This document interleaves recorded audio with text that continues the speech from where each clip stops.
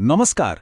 आज आमे केवल निर्वाचनर फलाफल देखिबानी आमर उद्देश्य हेउछि लोकंक मनर कथा बुझिबा आ सेई आधाररे शासन पई गोटे रूपरेखा तयारी करिबा। तेबे चालंतु सिद्धा जिबा ओडिशार उदलाकू आ सेठाकर तथ्यकू टिके गभीर भावे देखिबा। देखंतु गोटे निर्वाचन एटा केवल भोट देबा कथा नुहे। एहा हेउछि लोक आ शासन भितरे गोटे सीधा सड़क कथावार्ता। आउ आजी आमे सेई कथावार्तार कहानी सुनिबा जहा सीधा उदला माटीरू आसीछि। उदलाकू जदि आमे देखिबा तेबे एहा एक एमिति जागा जेउठी जंगल चाष जमी आउ बहुत पुराना आदिवासी संप्रदाय एकठी रहंती। एठी जीवनटा पूरापूरी माटी आउ ऋतु सह बंधा। लोकंक जीविका एई माटीरू ही आसे। सेहिथि पाई तो सेठाकार लोके कहंती आम माटी आम लोक। हेले सबु किछि ठीक नाही। एही माटी आउ लोकंक भितरे जो संपर्क सेथिरे एबे टिके टणापड़ा आसीछि। काहेकि कारण जेतेबेले दूर गाँ मानकरे भल रास्ताटीए न थाए, पीवा पानीर सुविधा न थाए, छोट मोट रोग पाई डाक्तरखाना न थाए कि पिलांक पाई भल स्कूल न थाए, सेतेबेले शासन सहित लोकंकर जो कथावार्ता सेथिरे बाधा आसीबा तो स्वाभाविक। आउ एइठी गोटे बहुत गुरुत्वपूर्ण कथा। एसबुकु लोके अभियोग बोली भाबंतिनी। एगुड़िक हेउछि सेमानंकर साधारण आशा, गोटे सरकार ठारू सेमानंकर अपेक्षा। आउ जेतेबेले ए सामान्य अपेक्षा भी पूरण हुएनी सेतेबेले विश्वासरे फाट सृष्टि हुए। तेबे चलंतु सीधा सड़क तथ्य उपरकू जीवा। 2024 निर्वाचनर फलाफल आमकू एही विश्वासर फांट विषय कौन कहुछि। कारण मने रखिबे संख्या केबे मिछ कहेना। सेमाने एकदम स्पष्ट संकेत दियंती। एई देखंतु 2024 फलाफल बीजेडीर प्रार्थी श्रीनाथ सोरेन को मिलिला 59,888 भोट, माने प्राय 37.88%। आउ अन्यपटे बीजेपी प्रार्थी पाइले 66,401 भोट, जहाँकि पाखापाखि 42%। किंतु कहानीटा एठी सरुनी, एइटा तो बास आरंभ। जितिबा आउ हारिबा भितरे जो फरक थिला सेटा होछि मात्र 6,517 भोट। एई छोटिया संख्या भितरे ही पूरा कहानी लुचि रहिछि। आमको एई व्यवधान को ही ठीक भावरे बुझिबाकू पड़िबो। एई 6,517 भोट को जदि आमे प्रतिशतरे देखिबा तेबे एहा पाखापाखि 3 ରୁ 4% रो एको स्विंग, माने भविष्यतरे जितिबा पाई केवल एतिकी लोकंक मनकू बदलाइबार अछि।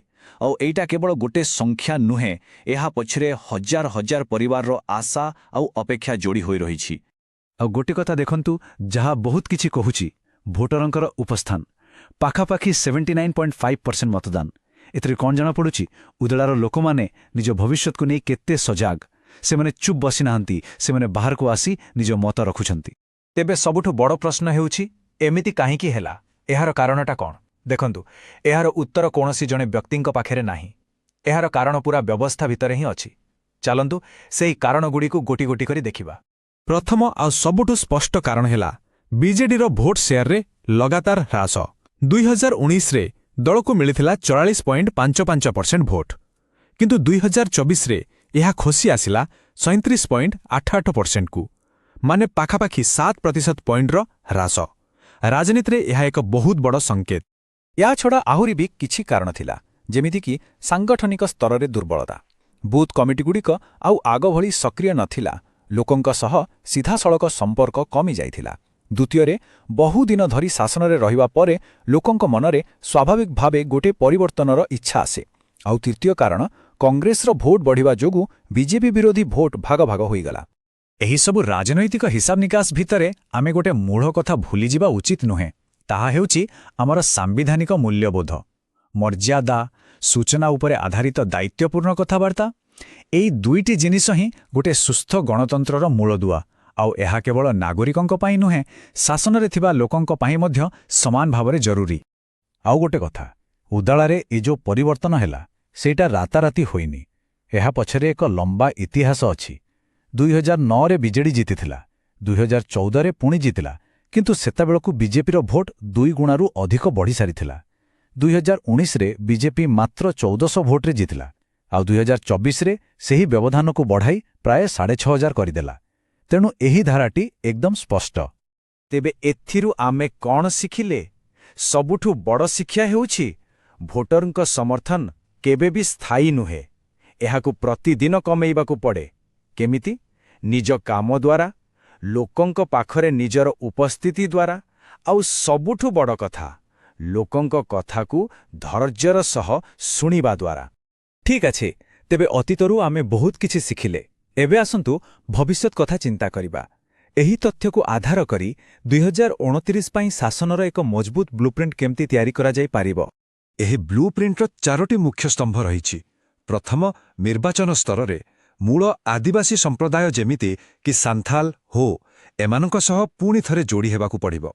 ଦ୍ୱିତୀୟ, ସାଂଗଠନିକ ସ୍ତରରେ ତୁରନ୍ତ ବୁଥ୍ କମିଟିଗୁଡ଼ିକୁ ପୁନର୍ଗଠନ କରି ସେଥିରେ ନୂଆ ଶକ୍ତି ଭରିବାକୁ ହେବ। ତୃତୀୟ, କାହାଣୀ ବା ନ୍ୟାରେଟିଭ୍ ଜାତୀୟ ରାଜନୀତି ବଦଳରେ ସ୍ଥାନୀୟ ସମସ୍ୟା ଉପରେ ଫୋକସ୍ କରିବାକୁ ପଡ଼ିବ। ଆଉ ଚତୁର୍ଥ, ସମ୍ବଳର ସଠିକ୍ ବ୍ୟବହାର। ଆଉ ଏଇ 4ଟି ଭିତରୁ ସବୁଠୁ ଜରୁରୀ କାମଟା କ'ଣ ଜାଣନ୍ତି? ସେଇଟା ହେଉଛି ସଂଗଠନକୁ ମୂଳରୁ ପୁଣି ଠିଆ କରିବା। ଦେଖନ୍ତୁ, ଯଦି ଆପଣଙ୍କ ପାଖରେ ବହୁତ ଭଲ ବାର୍ତ୍ତା ଅଛି, କିନ୍ତୁ ସେଇ ବାର୍ତ୍ତାକୁ ଲୋକଙ୍କ ପାଖକୁ ନେଇଯିବା ପାଇଁ ଯୋଉ ଗାଡ଼ିଟା ଅଛି ସେଇଟା ହିଁ ଭଙ୍ଗା, ତେବେ ବାର୍ତ୍ତା କେବେ ବି ପହଞ୍ଚିବାନି। ସେଥିପାଇଁ ସଂଗଠନକୁ ସଜାଡ଼ିବା ପ୍ରଥମ କାମ। ତେବେ ମନେ ରଖିବାକୁ ହେବ, ଏହି ବ୍ଲୁପ୍ରିଣ୍ଟ କେବଳ ନିର୍ବାଚନ ଜିତିବା ପାଇଁ ନୁହେଁ। ଏହାର ମୂଳ ଉଦ୍ଦେଶ୍ୟ ହେଉଛି ଲୋକଙ୍କର ସେହି ହଜିଯାଇଥିବା ବିଶ୍ୱାସକୁ ଫେରାଇ ଆଣିବା। ଆଉ ବିଶ୍ୱାସ ସେତେବେଳେ ଫେରେ ଯେତେବେଳେ ସରକାରୀ ନୀତି ଆଉ ଲୋକଙ୍କ ଦୈନନ୍ଦିନ ଜୀବନ ଭିତରେ ଥିବା ଦୂରତା କମିଯାଏ। ଆଉ ଏହି ବିଶ୍ୱାସ ଫେରାଇ ଆଣିବା ପାଇଁ କିଛି ନିର୍ଦ୍ଦିଷ୍ଟ କାମ ତୁରନ୍ତ କରିବାକୁ ହେବ। ଯେମିତିକି ନେତୃତ୍ୱ ନିଜେ ଯାଇ ଆଦିବାସୀ ଓ ଚାଷୀ ଭାଇମାନଙ୍କ ସହ ବସି ସେମାନଙ୍କ କଥା ଶୁଣିବା ଦରକାର। ଦ୍ୱିତୀୟରେ, ଯେଉଁ କାମର ଫଳ ତୁରନ୍ତ ଦେଖାଯିବ, ଯେମିତିକି ରାସ୍ତା ମରାମତି କରିବା କି ଗୋଟେ ଆମ୍ବୁଲାନ୍ସ ଯୋଗାଇଦେବା, ସେସବୁ କାମ ତୁରନ୍ତ ଆରମ୍ଭ କରାଯାଉ। ଆଉ ତୃତୀୟରେ, ଲୋକଙ୍କ ସହ ନିୟମିତ ଭାବେ କଥାବାର୍ତ୍ତା ଜାରି ରଖିବାକୁ ହେବ। କିନ୍ତୁ ଲୋକଙ୍କ ସହ ଏହି କଥାବାର୍ତ୍ତା କରିବା ବେଳେ ଆଉ ଗୋଟିଏ ମୂଳ କଥା ମନେ ରଖିବା ନିହାତି ଦରକାର। ତାହା ହେଉଛି ଗୋପନୀୟତା ଏବଂ ସମ୍ମତି। ଏହା ବିଶ୍ୱାସର ମୂଳଦୁଆ। ଭାରତର ଆଇନ ଅନୁସାରେ ଆମେ ଯେତେବେଳେ କାହା ସହ ଯୋଗାଯୋଗ କରୁଛେ, ତାଙ୍କ ବ୍ୟକ୍ତିଗତ ମର୍ଯ୍ୟାଦାକୁ ସମ୍ମାନ ଦେବା ଏବଂ ତାଙ୍କ ସମ୍ମତି ନେବା। ଏହା କେବଳ ଆଇନଗତ ନୁହେଁ, ଏହା ନୈତିକ ଦାୟିତ୍ୱ ମଧ୍ୟ। ତେବେ ଦେଖନ୍ତୁ, ତଥ୍ୟ ଆମ ସାମ୍ନାରେ ଗୋଟେ ପୂରା ମାନଚିତ୍ର ରଖିଦେଇଛି। ରାସ୍ତା ଏକଦମ ସ୍ପଷ୍ଟ ଦେଖାଯାଉଛି। କିନ୍ତୁ ପ୍ରକୃତ ପ୍ରଶ୍ନ ହେଉଛି, ଏହି ରାସ୍ତାରେ ଚାଲିବାକୁ ଇଚ୍ଛାଶକ୍ତି ଅଛି କି?